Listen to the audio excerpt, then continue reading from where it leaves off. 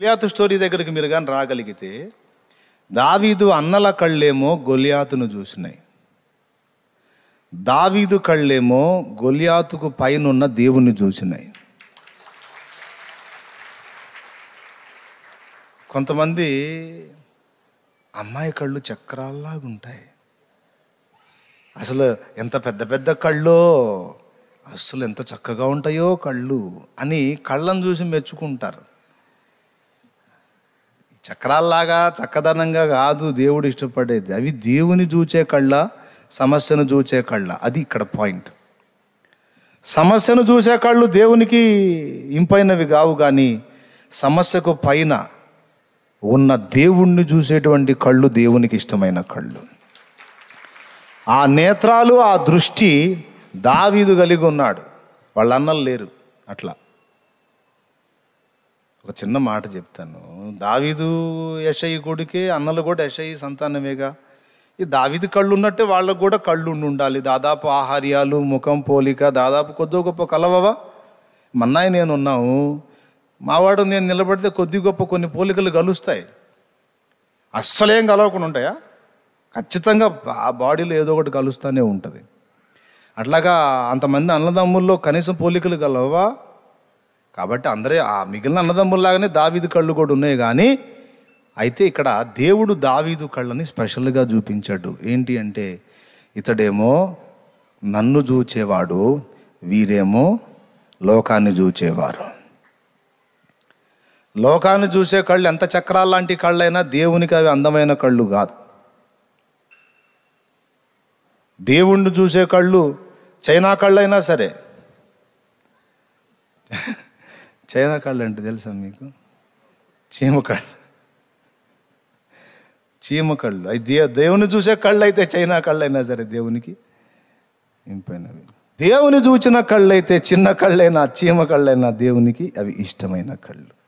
దావీదు నేత్రములు చక్కనివని సమూయేలు చూచి.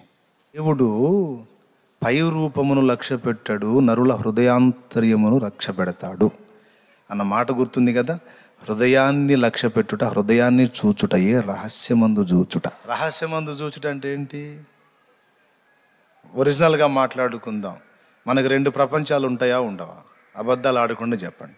ఏం అవసరంలా, మీ భార్య, భర్త, మీ ఫ్యామిలీ ఇంట్లో మీరు మాత్రమే ఉన్నప్పుడు మీ డైలాగ్ డెలివరీ ఎట్లుంటుంది? సడన్గా నేను ఎంటర్ అయ్యాను అనుకో, ఒక్క దెబ్బలో అందరూ పరిశుద్ధాత్మ పూర్ణులు అయిపోయి పరిశుద్ధ పరిశుద్ధ పరిశుద్ధ ప్రభువా అన్నట్టుగా, అమ్మ బాబోయ్ ఎంత పరిశుద్ధులు రా వీళ్ళ మాటలు, వీళ్ళ చర్యలు. పిల్లవాడు గొడవ చేస్తే నేను లేననుకో, రే సచ్చిన నీ ధ్యానం చెయ్య, నీ బొంద గట్ట సావరా అంటారు.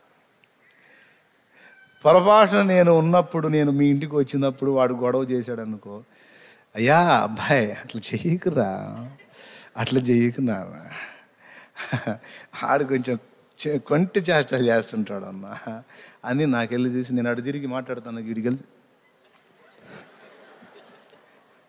అవునా, ఇటు సైకిల్ మళ్ళీ నేను చూడరా, అదేనన్నయ్య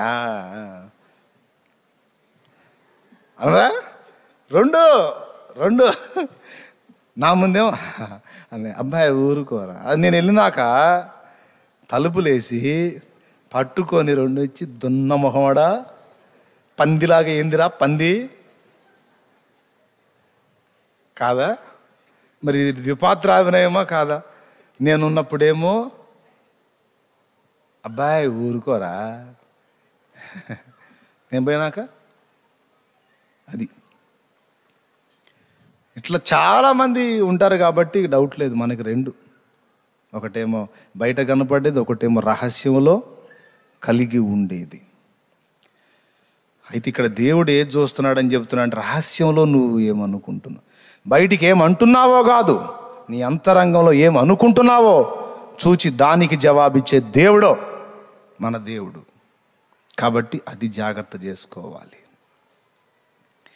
ఇంటా బయట యేసునాథునికే, ఇంటా బయట యేసునాథునికే కంటి పాపనై ఆనందించాలని, కంటి పాపనై ఉండిపోవాలని, ఇదే నా కోరిక.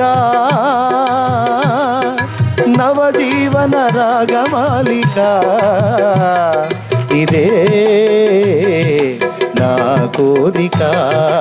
నవజీవన రాగమాలిక, నవజీవన రాగమాలిక.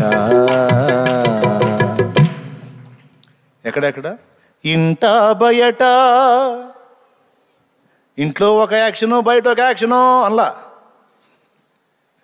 ఇంట బయట యేసునాథునికే, ఇంట బయట యేసునాథునికై కంటి పాపనై ఉండిపోవాలని, కంటి పాపనై ఉండిపోవాలని, ఇదే నా కోరిక. నవజీవన రాగమాలిక, ఇదే నా కోరిక. నవజీవన రాగమాలిక, నవజీవన రాగమాలిక. ఏం చేద్దాం? ఎంత చెప్పినా మనం ఆ విషయంలో మాత్రం కొంచెం బ్యాలెన్స్ కావడం కష్టమే. కాబట్టి చెప్తున్నాను, రహస్యమందు చూచే దేవుడు మన దేవుడు గనుక ప్రార్థన చేసినా, ఆరాధన చేసినా, పాట పాడిన, వాక్యం అందించిన జనులేమనుకొనుచున్నారో అని వారి విషయమై చింత కలిగి ఉండవద్దు. ఇందును గూర్చి నా దేవుడేమనుకొనుచున్నాడు అన్న విషయం చింత కలిగి ఉంటే అది చూసి మార్కులేస్తాడు యేసయ్య. హల్లెలూయా. ఓకేనా? కాబట్టి ఇక్కడ కూడా ఎక్కువ తారుమారు అయిపోతుంది వాక్యం. ఎక్కువ శాతం ప్రజల మెప్పు కొరకే తిప్పలన్నీ.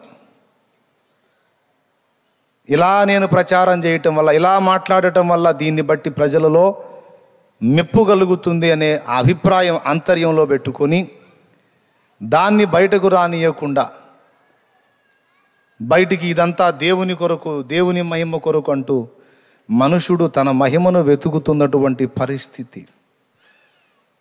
మన పరిచర్యను బట్టి కానీ, మన సస్య సమృద్ధిని బట్టి కానీ, ఆత్మల సమృద్ధిని బట్టి కానీ, ధన సమృద్ధిని బట్టి కానీ, మరి దేనిని బట్టి కూడా మనము అతిశయింప తగదు అంటుంది వాక్యం.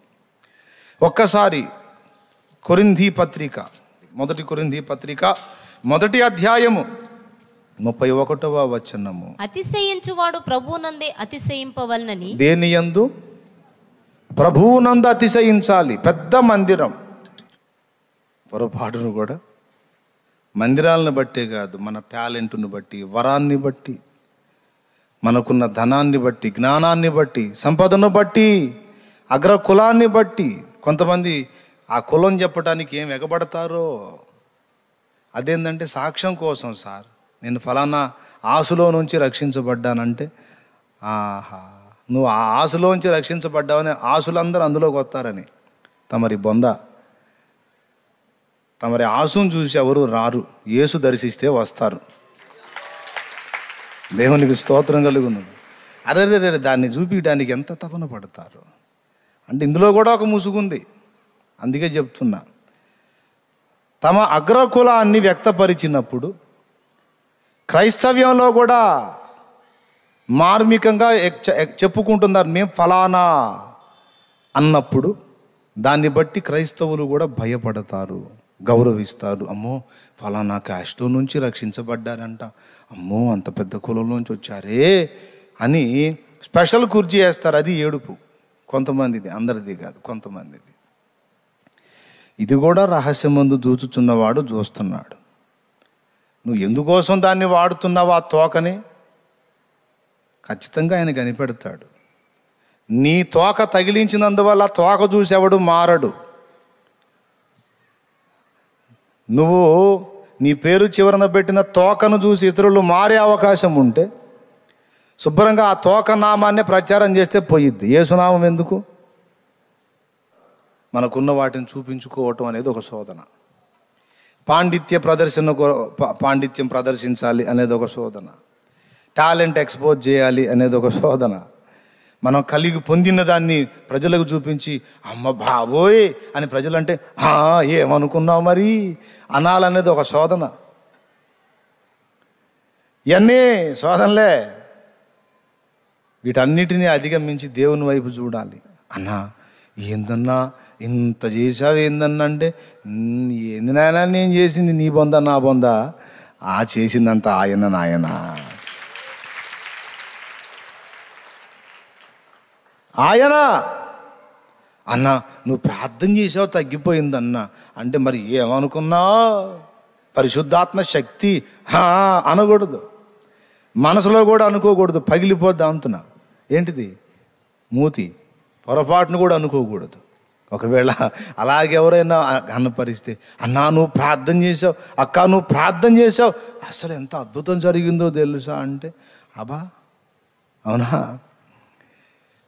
అద్భుతం చేసింది నేను కాదమ్మా, ఏదో ఈ దీనుడి ప్రార్థన, ఈ అపాత్రుడి ప్రార్థన ఆ మహానుభావుడికి నచ్చింది, నీ పట్ల ఆయన జాలి చూపి కార్యం చేశాడు తల్లి, నేను కాదమ్మా, నేను కాదయ్యా, ఆయన మహానుభావుడు, దయగల్లోడయ్యా ఆయన అని వెంటనే అడుదిప్పు, క్షేమం అది. లేకపోతే పెందలాడు ఒక దారి అయిపోతాం. సైతానుగాడు వాడే ఉచ్చులలో ఒక ఊహించని ఉచ్చేంటో తెలుసా? పొగడతా, మునగ చెట్లు ఎక్కియటం. సూపరం, బాగా ఎక్కిస్తాడు వాడు మునగ చెట్లు. పొరపాటును కూడా ఎక్కకండి. ఆడు ఎక్కించాలనుకుంటే వాడిని ఎక్కించండి, మీరు ఎక్కించింది ఎట్టండి, ఆడి నుంచి పోతాడు. అంతేగాని మీరు ఎక్కకండి. ఆడు మిమ్మల్ని ఎక్కించడానికి ట్రై చేస్తే ఆపురా సైతాన్, నన్ను గొప్పగా మాట్లాడుతావు పిచ్చి మొహమాడ, నా దగ్గర ఏముందిరా, ఏముందిరా నా దగ్గర?